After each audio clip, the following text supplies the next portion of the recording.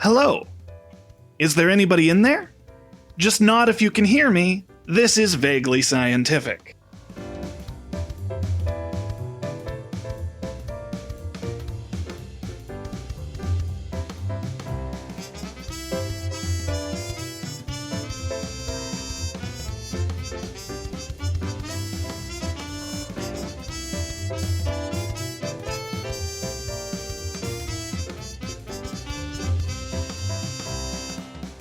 Hello from the other side. I must have called 1,000 times to tell you I am Derek. Hello. How are you? Have you been all right through all those lonely nights? Well, here's Jim the scientist to keep you company. Hi, Jim. I got nothing on this one. I don't know this song. It's from Electric Light Orchestra. Really? Oh, Yeah. I've been Blue listening days, to Twilight a Black lot. night. Oh, okay. That's it. Oh, okay. I just like the song Twilight. It's good. It's a good song. It's a good song. Hello. I don't know why you say goodbye. I say hello to Ryan. Hi, Ryan. Hello. I say Yay. hello and Greetings. pretty much just hello. I'll say goodbye at the end. Remind me that. Cool. Thanks for playing along. So this is the show where we answer the most ridiculous audience-submitted questions in a manner that we like to call vaguely scientific. But before we do that, Jim, do you have a fun science fact of the day for us? I do. This is something I learned pretty recently. I'm surprised I didn't know this all along because I just inhale sunflower seeds. But the head of a sunflower is actually made up of many very, very small flowers inside of the sort of big disc.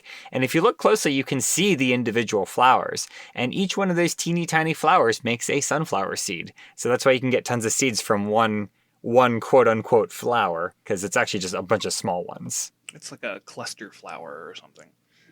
We always have, because we have a bird feeder in my yard, and the underneath where the bird feeder hangs, there grows sunflowers every year because they fall on the ground, and so I've inspected my fair share of them. We also have a lot of bees. Not the bees! Well, with the fun science fact out of the day, maybe we should move on to our first question this week. And Yeah. The first question is actually kind of two questions, but they're basically in the same theme, so we're kind of tackling them at the same time. So question 1A and B this week are, how could Batman defeat Darth Vader? And also, how could Batman defeat the Hulk? I have a one question first before we get started. And that question is, did this come from two separate people or the same person? This came from two separate people. The Darth Vader was from David, my brother, and then the second one was anonymously submitted, but they are essentially the same. Oh, and they just synced up really conveniently, I suppose. Yeah. Cool. So I have a hot take about this one, about Darth Vader specifically. Oh, go for it. As soon as I was about to vocalize it, I'm like, but Batman's killed Darkseid. So I was like the whole time leading up to this exact moment in my head, I'm like, I don't think that Batman could beat Darth Vader because Darth Vader's like clairvoyant and has the Force and could just like choke him to death, and also would know if there was an attack coming from another side because he's got precognition with the Force. But Batman has killed Darkseid, so I'm like, I don't know anymore, man. I don't know anymore. So kind of the first thing, and of course you guys can tackle this however you want and just ignore this, but the first thing I wanted to say was like, I immediately know that people are going to respond to this and say that Batman couldn't beat either of these characters. And that's totally cool if you want to, if that's your stance. But I'm not really I kind of approached this question as I have to write a Batman story in which Darth Vader is the villain, and how would he approach tackling that? I see. Yeah. I mean, I'm open to figuring this out, actually. So I just wanted to start by saying that in my brain, I started with that thought, but again, having vocalized it, I'm like, he's killed stronger people than Darth Vader, so I guess I have no leg to stand on here. There is, actually, it's funny because, I don't know if I can cross-promote, but there's a YouTube series that I really like. It's called Superpower Beatdown. Oh, okay. And they do, like, these really high production value, like, fan films, and it's like, who would win, Batman versus Darth Vader was one of them. And so they do, I mean, I don't want to spoil it, but here's how they do it. They do it one way, and then they always record an alternate ending. So in one, Batman wins, and in one, Batman loses. And the thing with Batman, and I love Batman, and the thing with Batman is every time he's fighting somebody, there's always, I don't know, I feel like they always kind of handicap the villain's powers somehow. We'll get to that a little bit later when we're talking about the Hulk, for sure. But so I was thinking about all of the things that you said, Jim. Yeah. And there are, now, while I'm in team Darth Vader would absolutely destroy him, I think the question is, like, how would he do it if we had, like Derek said, if we had to write it, how would we do it? And there's a few in-world, like, not in-world, but, like, in-comic lore things that kind of might help. So the first one is, my thing is 100% on Vader has precognition and the Force. There's no chance, like, the only way Batman could even have a prayer is to sneak up on him somehow, or, like, get within range to do something with a bat gadget. Yeah. And so I was thinking of X-Men. Now we're going to be crossing DC and Marvel anyway in the next topic. We're going to be crossing everything. Yeah, that's fair. So good point. So one of the big things is, how does Magneto sneak up on Professor Xavier or whatever? And he's got his magic helmet that is somehow telepathy proof. So I think it wouldn't be too far of a stretch to be like, okay, well, Batman makes a Magneto-esque telepathy proof bat cowl, and it keeps Darth Vader from sensing. I mean, he has done that, so. Yeah. So, like, the only thing, I mean, and in Star Wars lore, I mean, usually the Force is blocked by other Force, so if you want to not have somebody sense you, like Palpatine did for a zillion years, is you use your Force, dark or light side, to block their Force, but... I see your Schwartz is as big as mine. Greater than or equal to. Actually, there is a way you could go about doing this, as a matter of fact. And I don't know if that's where you were headed. Were you going to talk about the Salamiri? I was going to talk about that. I had ended at Magneto-esque bat helmet, so take it away from there. In the old canon, which I guess is no longer pertinent exactly, but I don't care. This is a show where I can talk about whatever I want. This is headcanon. Headcanon is canon. Exactly. But if you want to pull from the old lore, which a lot of people loved, the Thrawn trilogy, Heir to the Empire, and the associated novels after that. And in that trilogy, there were these creatures, I think it's pronounced Salamiri. It's got a Y at the beginning, but I assume it's silent. Yeah. And they were these lizards that created sort of like an anti-force bubble around them to a certain radius. So, and that was something that Thrawn, he got a bunch of these Salamiri, and he brought them with him onto his Star Destroyer. So he had a room that was just... you couldn't use the Force proof. Yeah. And so Batman just needs one of those. And Thrawn had one on a backpack that he could just take with him. So Batman could do that. Okay. Easy peasy. That is one of the things I was going to mention, so that's exciting. But so there's obviously the meme, Batman plus prep equals victory, but what we're exploring here is what is the prep, and that's what actually makes it interesting. I have a hot take about that. Let's de-memify the meme. I don't know. So I was thinking about prep too.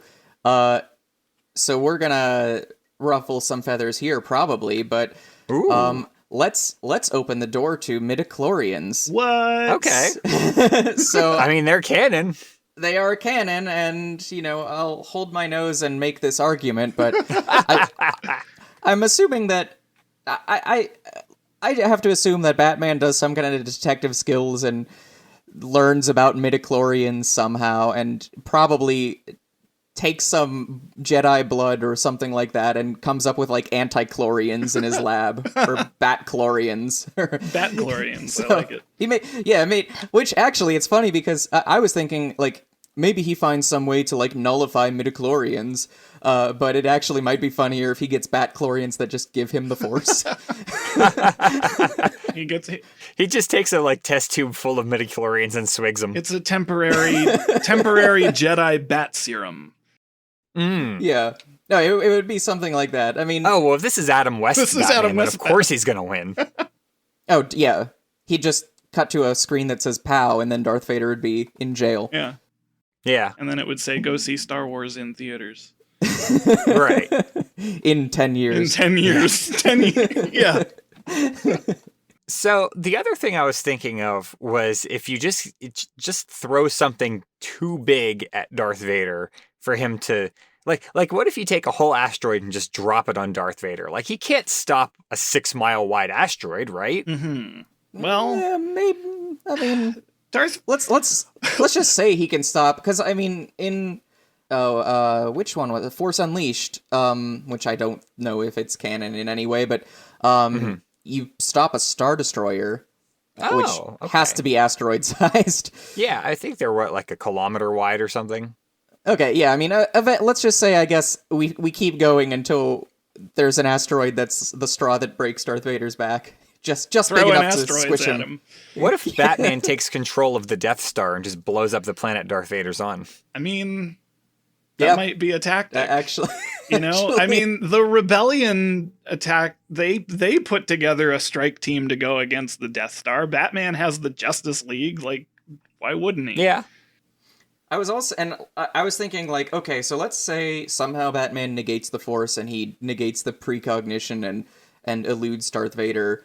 And obviously then we get into like, oh, he's got a bat lightsaber. Sure, he's a good combatant and he's definitely good with a sword, so he could do that. But I think he also would, in his prep phase, he probably has some kind of like EMP or whatever. Yeah. I mean, Vader's in a life support suit, so there was a talk. This was years ago that I saw this, so I don't remember where it was. But the lizard thing, the Salamir thing that Jim brought up, was mentioned, and it was promptly pointed out that was no longer canon. And of course, that people are less accepting of non-canon things in other places, but here we like them. There are I think there are still lots of canon Force-sensitive animals. That's kind of like a running thing. I'm sure there is. It's weird because, like, while it's no longer canon in one sense, it's not like it has gone away. Because, like, Disney still publishes a lot of those old novels. They're just called legends now. Oh, I think canon is a silly thing, and just it is, yeah. Put what you want in it. But realistically, there are like two canons at this point. There's like the new Disney canon, and there's the old one that is still fairly well liked. Some parts of it. So the story that was proposed, I guess, without force canceling lizards for Batman to utilize, was that he would set off a large enough EMP that it would disable an entire ship. So Darth Vader it was not about him sneaking up on Darth Vader. So, and then Vader had to dedicate a portion of his force powers to keeping himself alive without the use of the suit, which significantly weakened him because he now had to concentrate, and that was kind of the proposed conflict, I guess. It's also, it's going to be tricky even for Batman to get firepower bigger than the Empire. But also, like, don't forget, like, among the powers that Darth Vader has, he's also a really, really, really, really good pilot. Mm-hmm. A lot of this, like, oh, Batman just has to blow his ship up when he's on it, is easier said than done for sure. Oh, absolutely. I another thing I definitely wanted to say is that, and this will apply to the Hulk as well, like, none of the things I'm going to suggest I want to be clear. I'm not saying any of them would be like, oh, all he has to do is this easy thing. Like, they would be hard. Like, that's why this is interesting, is because it's it would as be easy as that. It's right? as easy as blowing up an entire planet after an organized strike team takes control of a 140-kilometer wide space station, swarming with thousands of Imperial guards. It's all he that has easy. to do is just become a better Jedi. That's simple. Yeah, you just gotta get that midi-chlorian IV drip He's until got to get the he's got... Batichlorians, yeah. Yeah, get those Batichlorians. I hate that we've invented this. Get a copyright on it before this airs. Trademark, patent pending. Too many. We're gonna see Batichlorian shirts on the market before we get a chance to jump on that. Oh, we got to get those out there. Oh man, They'll sell to the public as well as midichlorians sold to the public. So Gen Z will like them. oh yeah, Gen Z will love it. Yeah, that's fine. man, Gen Z's great. I try not to be gatekeepy, and I don't even like Star Wars, so I don't care. I like most of the Star Wars content I've consumed over the years because I like space explosions and light swords. There you go. Do they have those in Star Wars? Batman Sometimes. also has all of those, so there's that. That's true. That's true. But Ryan, I think Ryan mentioned it earlier, and I definitely was going to bring this up in the Hulk, but I feel like it's already relevant that, like, especially when there are crossovers in question, but even in the fact that there are multiple canons of some of these things, like power levels of these characters, I think this was in response to the asteroid thing. Like, you could argue there is no asteroid that Darth Vader couldn't lift with the Force, just as well as you could put a limit on that, because, you know, numbers are kind of nebulous after a certain size. Yeah. Or Darth Vader only ever has to be on something that he can push. So if he's on a ship that he could theoretically push, then if a big asteroid comes at him, he'll just repel his whole ship. He'll just keep... That works. So he just has to stand on something smaller than what he can't push. That's fair. Well, I'm looking at the time here. We can definitely keep talking about Darth Vader, since this is all lumped in to the same question because I'm dumb. But I'd like to bring up the Hulk a little bit here. I would also like to bring up the Hulk. I want to bring up the Hulk. Okay, well, everybody taking my idea, I guess. So I have a short answer for this that I guess I'll try to get out of the way first. And that is that the question specifically says, how would Batman defeat the Hulk rather than how would Batman kill the Hulk? Yeah. And makes friends with him. Yeah, I think the Hulk is rampaging, right? And Batman does not try to overpower him. He tries to calm him down because his source of power comes from his rage. Yeah. So that's my short answer. So, I have an equally short answer. Okay. This one is substantially more complicated in execution, I would say, but it is a fairly short answer. And that answer is that Batman is very rich, and he would just have to make a Hulkbuster suit and just beat him up. And Batman just has to become Iron Man? Basically, yeah. But I mean, Batman's had like power armor before, hasn't he? Yeah, he did it in the Batman versus Superman. He has a Superman busting suit. Right. Oh, and that's way harder to kill than the Hulk. Exactly. That actually kind of makes sense in Dark Knight Returns. In the movie, it was like silly. I like the I like the idea that he just gets a bat fiddle and just lulls the Hulk to sleep. Bat lullaby. The Bat polka flute. No, polka flutes wake him up. Oh no! Yeah, that's true, and they get grumpy. The reverse Bat polka flute. It's got to have as long of a convoluted name as you can think. Bat mono ultra microscopic silicovolcaniconiosis. Get out. So, interestingly enough, I cheated, and I thought this would be an interesting tidbit. So, Batman and the Hulk did fight, and Batman did win. It was a DC Marvel crossover. It was DC Special Series number 27, and it's, I mean, guys, it's lame.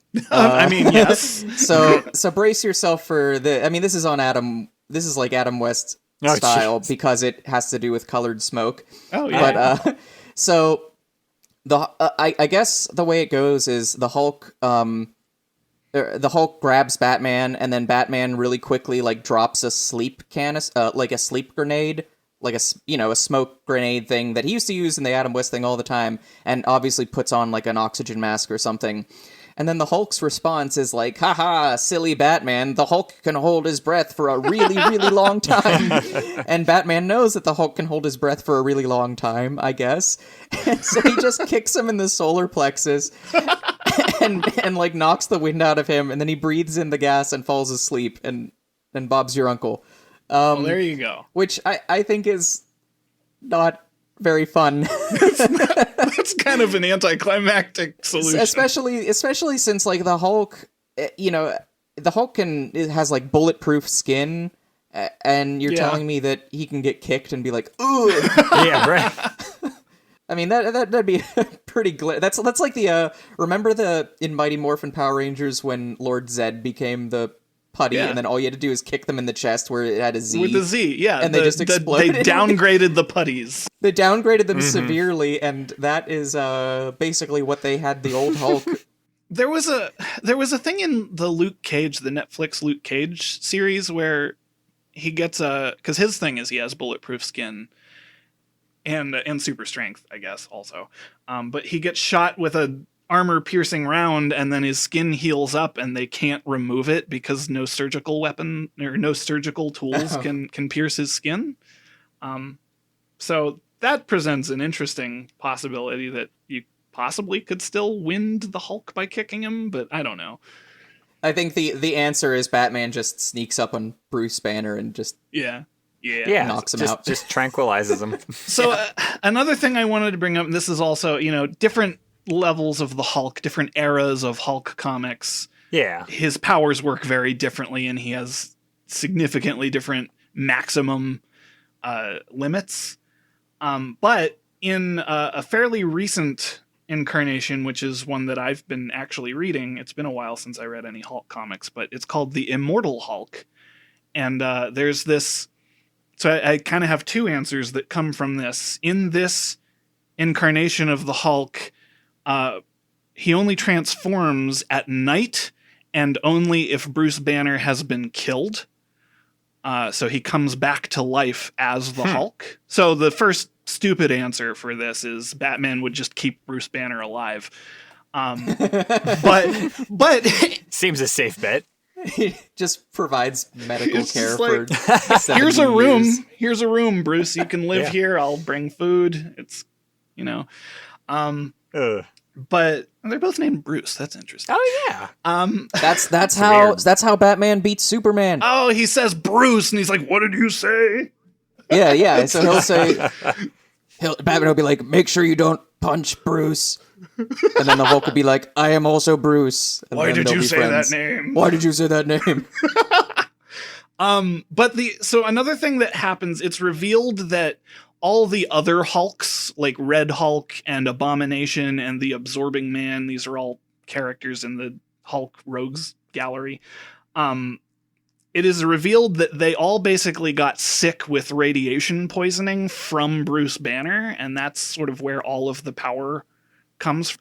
And one of the characters, and I don't remember which one it is, but one of the characters is locked up by the evil military people. And the gamma radiation from his body is constantly drained, and it powers this huge military facility. And that's interesting to me because like almost that exact same thing was done with a character called Atomic Skull, who is definitely not a ripoff of Ghost Rider. In the DC universe, where Atomic Skull is like put in this thing and all this radiation that is coming from his body powers the city. And that's like a Lex Luthor thing. It's like, let's exploit this guy's mutation. Yeah, I mean, with Batman prep, like, yeah, you could prep and build his Hulkbuster suit probably, but there's almost certainly an answer somewhere in the comic lore where Batman would just be like, "Oh, I've got anti-gamma ray technology." Yeah. just fires like an anti-gamma gun at him, and there's everything with the Hulk has to do with some kind of like, it's always like, silly Hulk, I've got this type of gamma ray which is bad for you, and that's sort of just like Superman's always followed around by kryptonite. Everybody seems to have some. Somebody's always got some kind of weird gamma technology that makes Hulk sad. Yeah. That's what I call bad writing. That is, yeah. I don't know. I thought this was interesting to explore for the sake of, because I like narrative. So I started thinking, how is Batman gonna actually take on, like, what would happen if Batman, not who would win, but like how would that unfold? Which is another way of saying who would win, I guess, but you know what I mean. Mm-hmm. Yeah. There's intermediate steps that are fun to talk about. It's not White Room 1v1 to the death. There's like an entire world around this conflict. Yeah. Yeah. The other thing I was thinking about was specifically with the Hulk is like, if Batman just threw him into space, and I know that wouldn't kill the Hulk, which is not, Batman wouldn't probably want to kill the Hulk, but it would solve the problem of the Hulk. And you probably never see him again.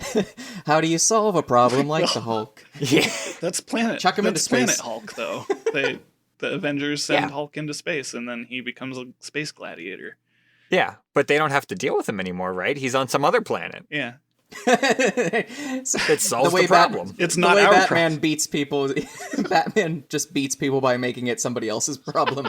Yeah, he just sends them to Metropolis, and it's okay. Well, Superman can handle it. Interestingly enough, so to tie this all back and to spoil a thing that I pitched in the beginning, so that superpowers beatdown thing, in the Batman Victory version, they're fighting and he uses all kinds of bat gadgets, and eventually Darth Vader, it looks like he kills him, but then like Batman comes swooping in on his bat spaceship, which Darth Vader holds at bay with the Force. And he says something, I can't remember, but he says something like, "Did you really think that would stop me?" And Batman says like, "I wasn't trying to stop you. I just needed to buy enough time." The writing was way better than that. It was quippy and it was fun, but whatever. But what he does is he like hits a button that activates Superman from the Death Star, which is, I thought was really fun. Like, I guess it looks like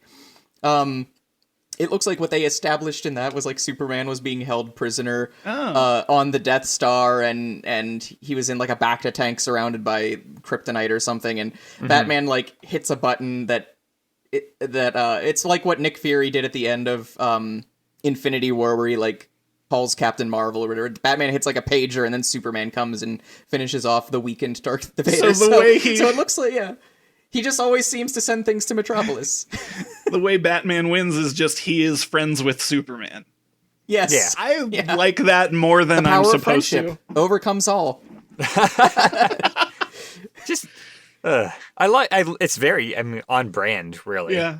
It is, and part of me is like, okay, so is that a cheap way out? Because technically it's not Batman. But, I mean, isn't it, though? Because Batman is sort of the, like, find a solution no matter what type of guy. Here's where we make more people mad. Every time Ryan's on, we make everyone mad. I love it. I love it. But send us the hate mail. The reason I don't like Final Crisis, or at least the resolution to Final Crisis, where, as Jim alluded to earlier, Batman kills Darkseid, is that Batman's MO would be to not put himself in a position where he has to go up against Darkseid. And I understand that the story probably worked out in such a way that he didn't have an alternative, but like it shouldn't have ended up that way. That was forced and contrived, and I didn't like it. Forced and contrived. Emphasis on the force. Also, didn't he like shoot him with a gun that fired the idea of a bullet? I could rant about this forever. And the idea of a bullet? Is it because somebody said like ideas are more powerful than bullets, and he's like, well, then I'll make an idea bullet. Are you familiar with how Final Crisis, Ryan? I'm not. Okay, so what happens? It's a bunch of different universes, And they realize that Darkseid is inevitable, like Thanos, because they're the same character. Right. So in all of the different universes, Darkseid will win. So Batman creates a gun that can fire a bullet that when it hits Darkseid, it goes back to the beginning of time and kills the prime Darkseid, and that's the only way to stop him. So it's a time gun. A time gun. Yeah, it's terrible. I hate it. I don't know. Time gun. Okay, well then Batman's gonna use the time gun on Darth Vader and the Hulk. He's gonna show up on Tatooine. Maybe even several generations before Anakin. We did it. So and the Hulk, he's just gonna time gun him, or he'd probably be merciful and just time gun back to the accident that Bruce Banner has and just kind of like pull him out of the way like a few feet. Yeah, probably. Yeah. But just show up out of nowhere and be like, yoink. If Batman has time travel at his disposal, he just goes and stops him from becoming the Hulk. That's a way to do it.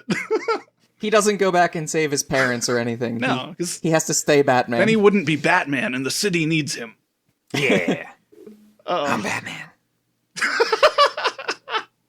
Well, at the risk of this descending any further into ridiculousness,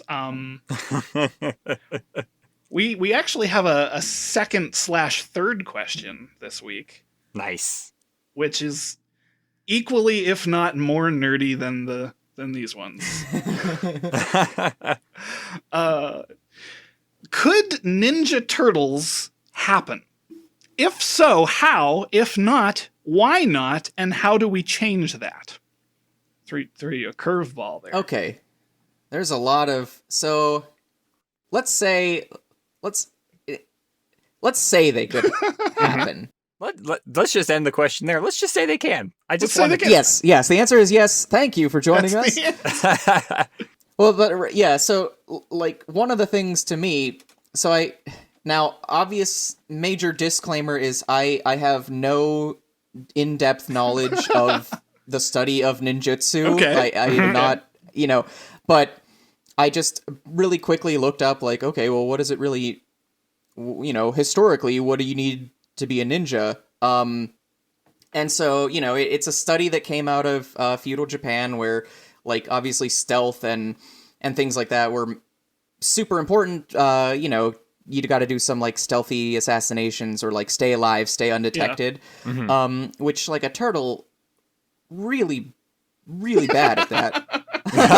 Like, I think, like, not only that, but a lot of it has to do with, if we want to get into maybe more Hollywood-style ninjutsu, there's a lot of, like, flipping and rolling and things like that, which would really help if you had a vertebrae that could bend in any way. Yeah. So they picked really, like, the most improbable animal to, become a mutant. Yeah. If they had done, like, Teenage Mutant Ninja Ferrets or something, they'd be unstoppable. But, yeah. I mean, those things are bendy. Yeah. They're like little tube snakes. Those would have been just too terrifying, I think. But so, like, I guess they could just really work out their leg muscles. Really? Yeah. Just not really need to just force these flips, and hope they don't land on their back because then they have to push themselves with their noses. Oh, right. Wasting precious stealth time. Well, they're humanoid turtles at least, so yeah, they have human-ishness.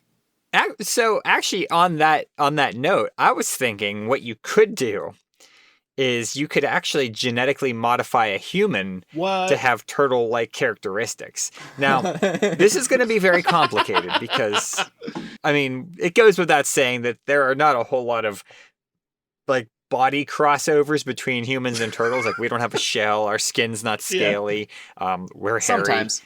But I think it'd be easier to start with a human and go towards turtle than it would be to do the other way around. Because, like, then you'd have to give the turtle human intelligence, and that's more complicated. That's like uplifting them to turn a human into a turtle. That seems easier, especially considering, like, they really are more human than turtle, and every other mutant in every incarnation of the Turtles that I can think of was a human that got fused with some animal. With the exception of maybe Splinter, depending on which. I was gonna say, yeah.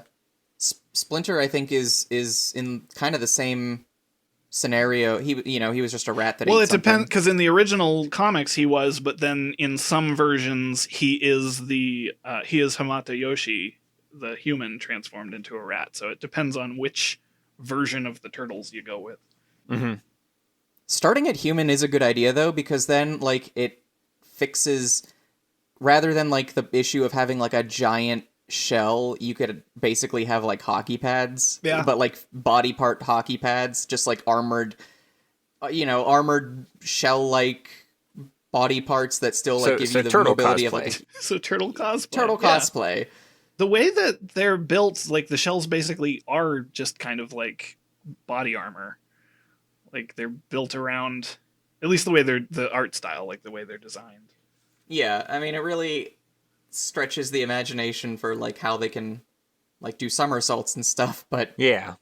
Also, especially, like, in the animal kingdom, like, if you're supposed to, like, hide in the shadows and be, undetectable, one of the worst things you could have is, carrying your house on your back. It's typically not helpful. Like, if it's like, we'll just slip through this grate. Oh, sorry, guys, hang on. Again, ferret would be superior. So ferrets would be superior in many scenarios. I was kind of thinking, and this was again assuming that the Ninja Turtles could be humanoid. So like this weird turtles don't make for good ninjas argument. Like I'm going to ignore that for just like a minute. Okay. Yeah, I mean, if we're gonna like fix these turtles, I think that could be a thing that is part of the fixing process, because they have to be bipedal. I mean, they don't really need to be fixed, Jim. But they'd be really good ninjas if you just they practice 3 times a day. Yeah. if you ignore all the reasons this wouldn't work, I think it might work. Well, one of the things I was saying, like the hardest part about this whole thing, they're turtles. Okay, that's just an animal. They're teenagers. That just means they lived for 13 years. Are they teenagers in human years or turtle years? In human years, because they have... What would a turtle... if it's a turtle year, wouldn't they be like 65? Because turtles live... that's right. It's the opposite of turtles, dogs. The turtles are like on like Yoda... Well, I was just time. thinking that numerically in the teens, unless they're not in base 10, maybe they're in base turtle. Oh god, I think it's funny. Base turtle. I think it's funny to assume that they're just 13. Like they just barely 13 in human years. They just barely cross the threshold of qualifying as a teenager. Most incarnations, they start them at like 16, from what I remember. Yeah, the attitude age. But like technically, they're 13, and but of course, I'm now reading The Last Ronin, which takes place in the future, and Michelangelo's like 50 or something, and so they're not teenagers anymore. So Teenage Mutant Turtles is the easy part. Yeah. Teaching them ninjutsu just takes patience. I was thinking teenage and turtle is the easy part, and ninjutsu. Yeah, those exist. Those exist, already, right? yeah, Those exist. And ninjutsu is interesting because the hardest thing, like, it depends on which. I'm saying the canonical turtles. It depends on which story and how they became ninjas, and most of them. They were raised by their father, who was an experienced ninja, and they trained their entire lives. I think that's believable. But in Michael Bay's movie, the explanation is that when Splinter mutated into a rat in the sewer, he just happened to find some ninja training magazines, and that's how they learned to be ninjas. So I just wanted to call that out because I hated it so much. Yeah, that's no good. That's if it was that easy, I'd be a ninja, man. I don't know if that also doesn't have a basis maybe somewhere in the comics, but I have genuinely no idea. But that rings like the faintest of bells. Like, doesn't that have something to do? Like, didn't that happen in one of the versions? Like, they just explained it away by being like, oh, I found a how-to ninja book that someone threw away next to the... There are so many versions. The reason for that, I think, in that movie was they decided that both Splinter and the Turtles were originally April O'Neil's pets, and that, I don't know. She's irresponsible. She's apparently irresponsible. And yeah, I don't know. But I guess the last thing I wanted to mention was that, like, when we say mutant, unless we're talking about, like, X-Men, like, that's not how mutation works. And so I kind of wanted to draw a parallel that like mutation is the Teenage Mutant Ninja Turtles are to mutation as Pokemon is to evolution. Ah, I see. Like mutation is generally like in the DNA, isn't it?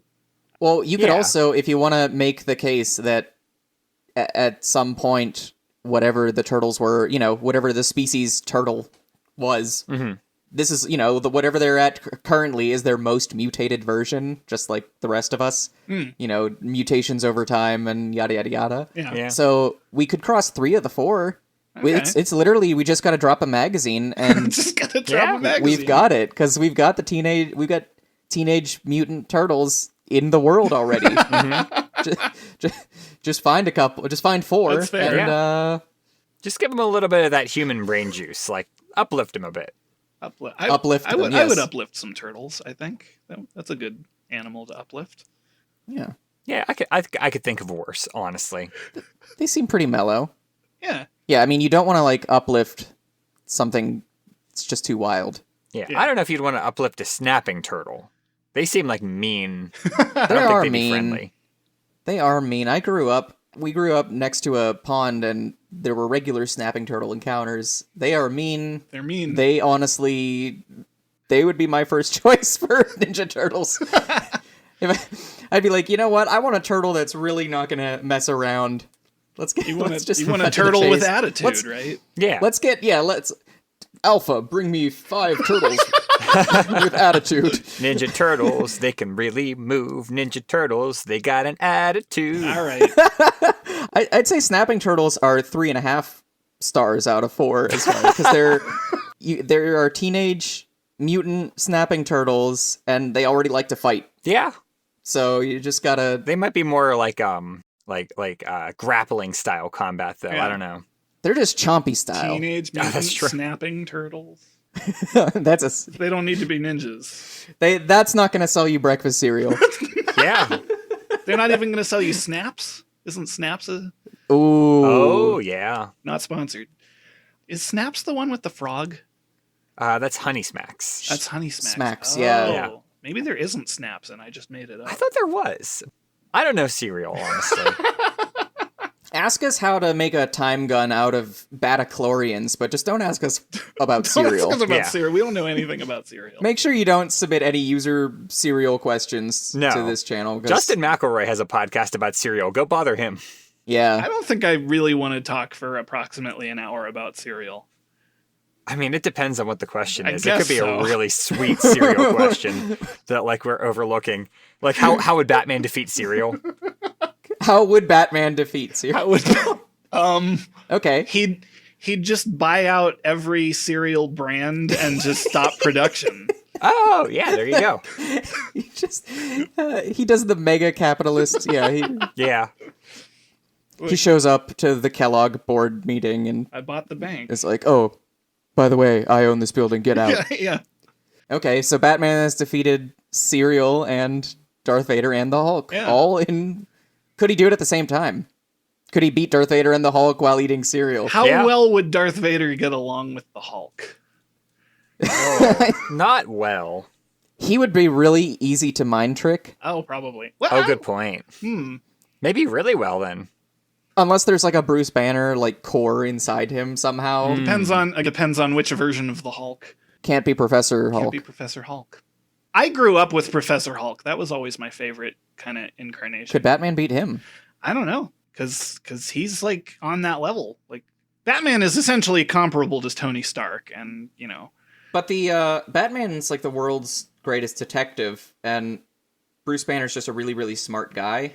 And I think there is a element of like abstract thinking that goes into detective work that is not. okay. You can be book smart. I'm just if you're a detective, write to us at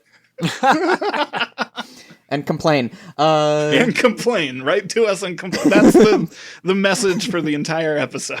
But I think it stands to reason that like just because Bruce Banner is a super genius, he's a scientist. That doesn't necessarily mean he has detective skills, whatever they may be. I mean, you're absolutely right. You're getting into the idea that there are many different kinds of intelligence, which is a topic all on its own. The Hulk is street smart. The Hulk is street smart. I mean, I think they both have the street smarts. That's the one they both have. But are either of them emotionally intelligent? That's really kind of the thing I want to know. Right. Are they emotionally intelligent enough to appreciate a sonata on the bat violin? Oh. I think it just put the Hulk to sleep. I like that. That's the answer. Hulk like good music. If he has the bat violin, I think he just puts everyone asleep. And If he has the bat violin, also, canonically speaking, he can beat the devil. that's true. And then win a fiddle of gold. Win a fiddle of gold, which wouldn't mean anything to a multi-billionaire. Mean anything. He pays for like his groceries with fiddles of gold. And the devil comes up and he's like, I'll give you this fiddle of gold if you can beat me. He's like, hold on 1 second. He just goes and buys one. He's like, I don't need to compete against you now. He goes, I'll give you 2 fiddles of gold to shut up. Go away, devil. Go away, devil. The power of capitalism compels you. Batman and the Turtles are all ninjas, so They are.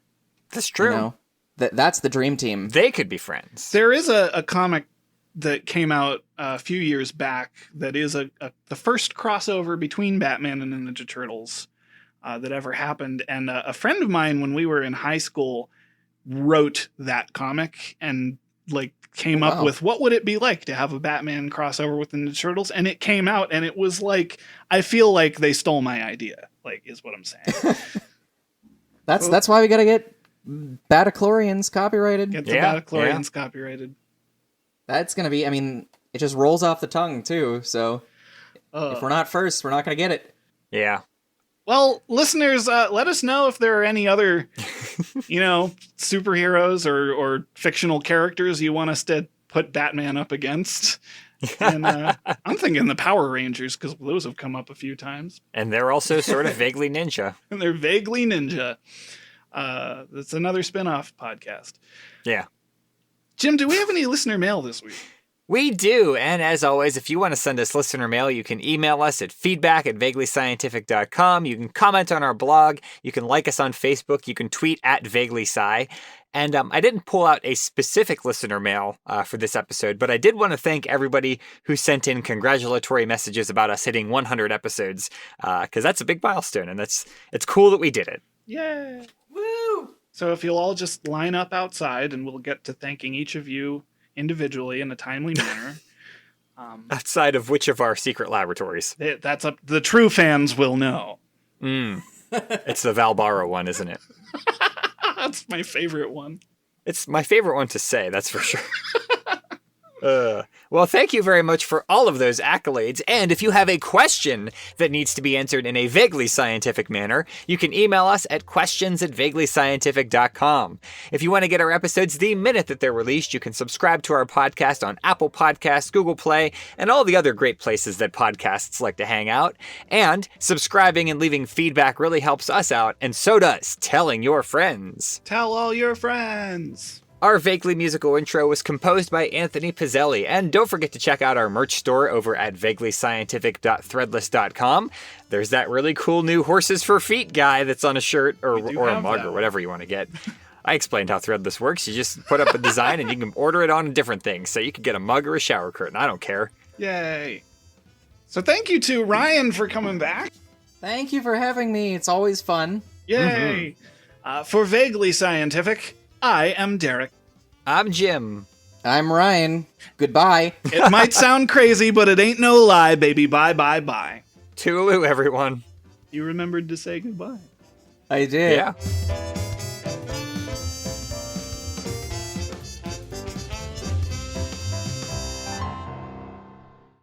We also have a lot of bees. Not the bees. I'm taking a drink, sorry. There's bees in your drink. Ryan, remember how professionally we are? I do remember how professionally you are.